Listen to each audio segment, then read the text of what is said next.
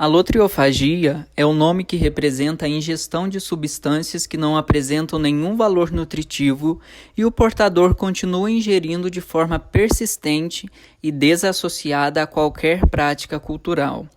Na alotriofagia, é comum observar o consumo de terra, barro, cabelo, alimentos crus, cinzas de cigarro e fezes de animais.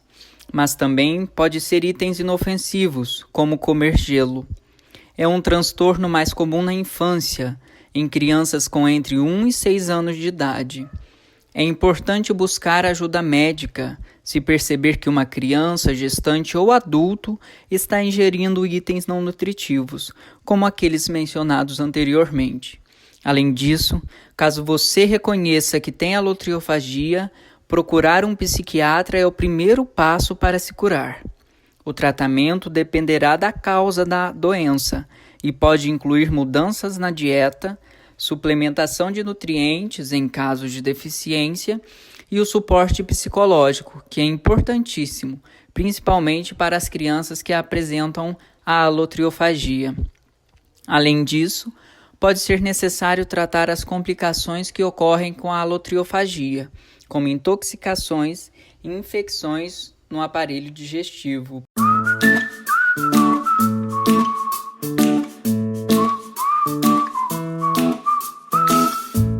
O transtorno alimentar restritivo evitativo tem como principal característica a restrição ou a esquiva da ingestão de alimentos, mas não está relacionado à apresentação de comportamentos normais que uma criança apresenta ao não querer comer algo, nem à indisponibilidade de alimentos ou por motivos de práticas culturais e também não está associado à preocupação excessiva com o peso ou a forma corporal.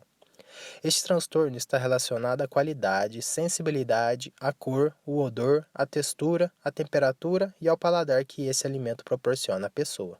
Isto é, comportamento manifesta a recusa ou a intolerância de uma pessoa em comer determinados tipos de alimentos ou simplesmente em sentir o cheiro deles. Sensibilidades sensoriais mais pronunciadas fazem com que o indivíduo apresente este comportamento como, por exemplo, um autista. A evitação alimentar também está relacionada com o acontecimento da experiência desagradável, como um engasgo, vômitos repetitivos ou mal-estar gastrointestinal. E essa evitação relacionada às experiências traumáticas podem surgir em qualquer idade. Os aspectos chaves para esse transtorno são deficiência nutricional significativa, perda de peso significativa, dependência de alimentação integral ou suplementos nutricionais orais ou funcionamento psicossocial. E a função familiar pode afetar diretamente no desenvolvimento da criança e desencadear dificuldades físicas, sociais e emocionais.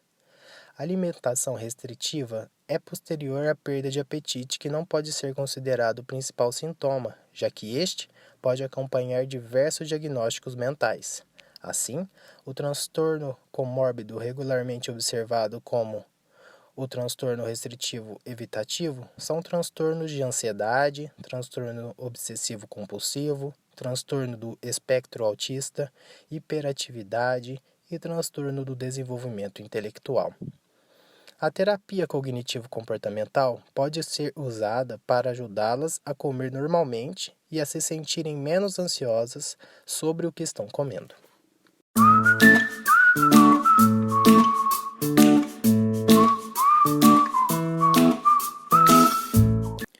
O transtorno de ruminação é marcado pela regurgitação repetida de alimentos que já foram ingeridos e estão parcialmente digeridos.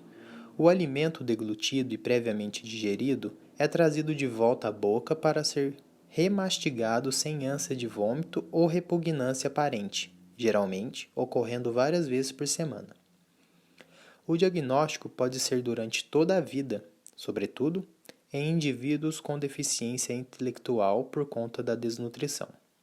E os indivíduos com esse tipo de transtorno descrevem o seu comportamento como algo fora do controle. A manifestação inicial do transtorno de ruminação pode ocorrer desde cedo em lactantes de 3 a 12 meses, na infância, na adolescência ou até mesmo na fase adulta. Nos lactantes, o transtorno tem sua origem de forma espontânea e seu curso prolongado pode resultar em desnutrição grave e, por conta disso, tem um efeito negativo no desenvolvimento da aprendizagem.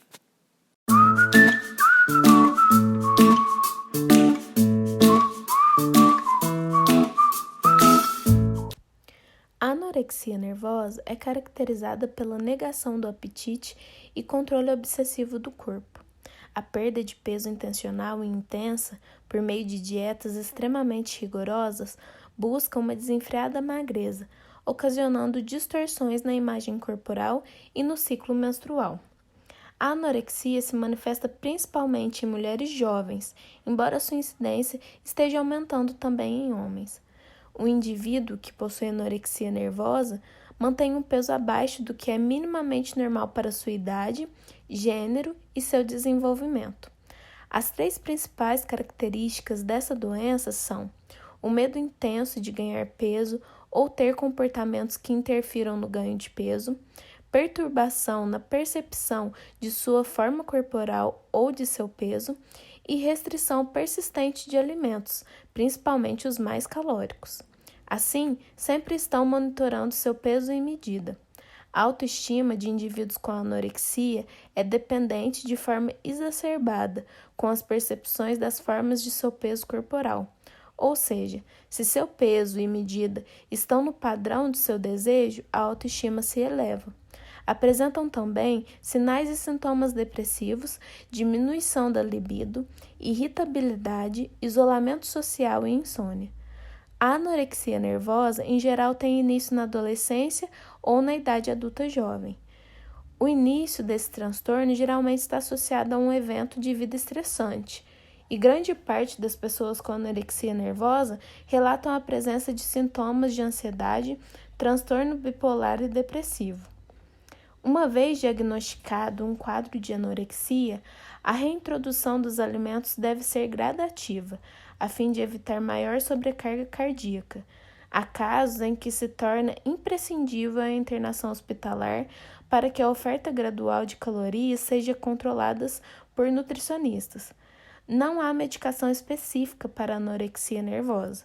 Medicamentos antidepressivos podem ajudar a aliviar os sintomas depressivos, compulsivos e de ansiedade. Em geral, o tratamento desses pacientes exige o trabalho de equipe multidisciplinar.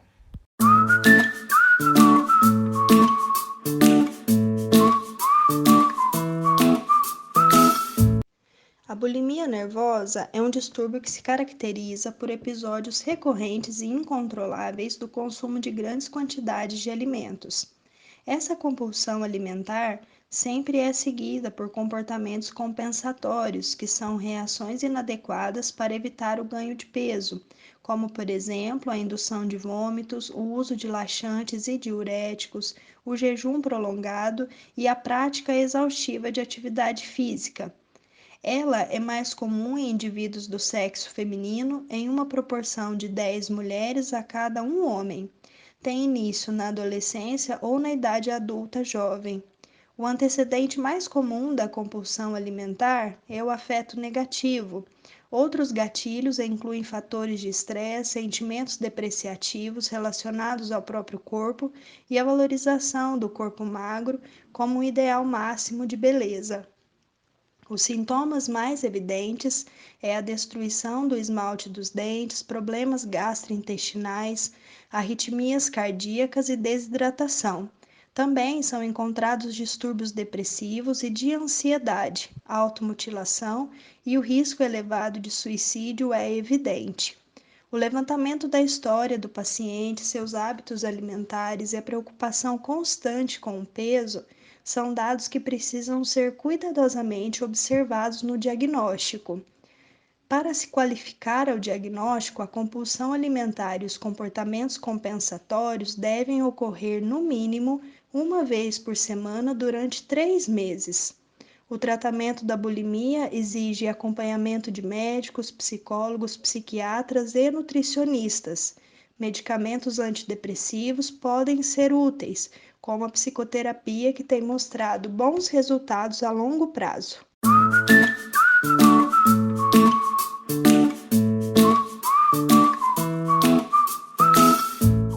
O transtorno de compulsão alimentar ele é caracterizado por uma falta de controle na quantidade de alimento consumido por uma pessoa.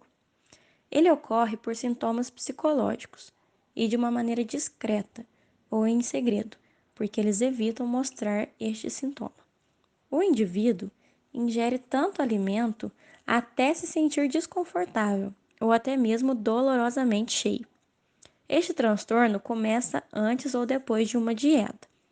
E o transtorno ele é associado com o sobrepeso, causando prejuízos na qualidade de vida. E como tratar?